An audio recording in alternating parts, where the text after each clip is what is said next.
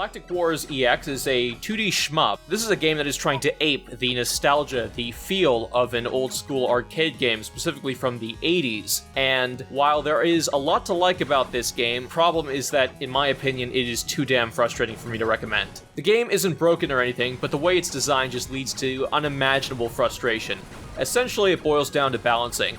In this game, you can choose from 3 ships that have different stats. Ship stats start at a bare minimum and can be upgraded with power-ups in-game. The power-ups aren't persistent, of course, so you'll be collecting them as you blast down enemy ships and improving your ships as you go. This is fun as you can shoot power-ups to change what stats they give you. You can make your ship faster, do more damage, grab missiles, shields, or have more weaponry.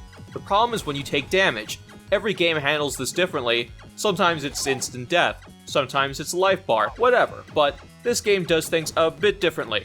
First off, when you take damage, your ship is downgraded. You lose the power-ups you've collected, with sometimes one coming out of your ship as a way of throwing you a bone, but the damage recovery time is kinda low, so you can lose almost all your upgrades fairly quickly if you're not careful. Problem is that this can be very frustrating depending on what ship you're using. In particular, there's a ship that has a really slow minimum speed, and it's actually unfun to play it at that minimum unless you get the speed power-up.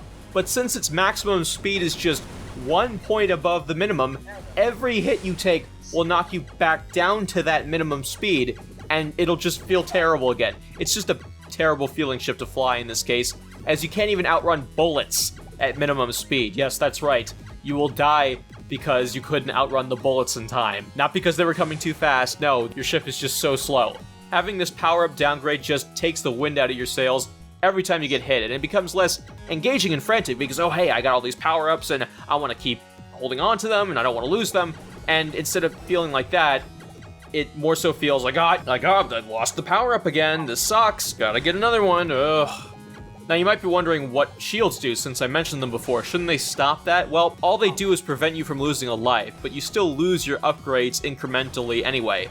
Lose all your lives and it's game over, but you can continue with credits, similar to an arcade game.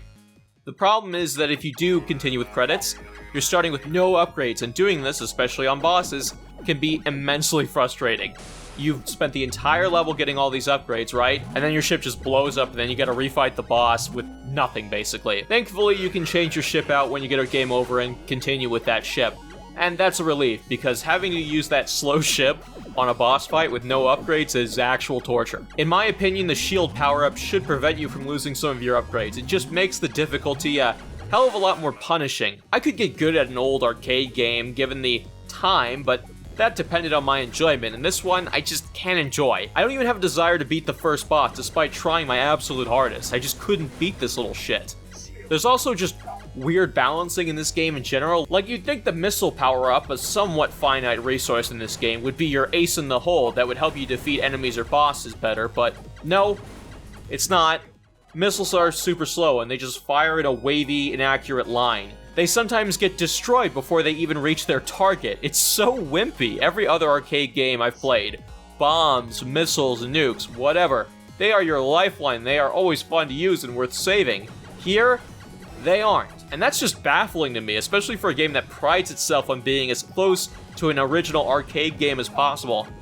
At least I was happy to give my tokens to those old machines I used to play on. You know, I would pop in, dozens of them just to get through some levels, but I don't even want to give this one my time in its current state. There are a few other problems too, like there's no options menu for adjusting things like volume or resolution, and that led to a bunch of issues for me, since I had to fool around in Windows just to get the screen to display properly and not be cut off at certain areas, and not be zoomed in too much, meaning I had to run it in windowed mode, and I had to hit Alt-Enter and do a lot of stuff just to get that working. Every time I launch this game, I have to hit Alt-Enter, wait for it to shift the screen around, and then maximize the window. It's baffling to me. This is a pre-release copy, so maybe some of this stuff will get fixed at launch, but it was just very annoying to have to constantly Alt-Enter the game every time I loaded it up. There's also the issue of attacking in this game. You have an energy gauge that goes down as you shoot, and the lower it is, the slower you'll shoot. The problem is that there's no auto-fire button. This is especially aggravating when you get an unlimited energy power-up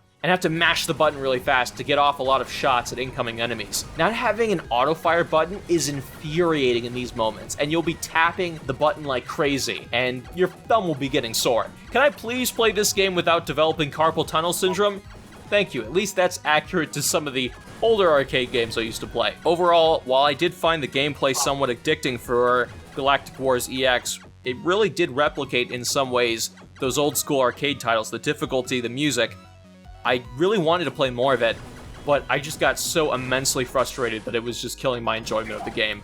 I can't really recommend it in its current state unless you're some kind of die-hard arcade fan, and even then, it's got some quirks that would make you shake your head. It's just not complete yet. I would wait at least for an update. And if they do end up balancing some of the stuff, I'll change my recommendation, because I do see a really fun, simple arcade game underneath some of these problems. Anyway, guys, thank you very much for watching. I'll see you next time. I'm out.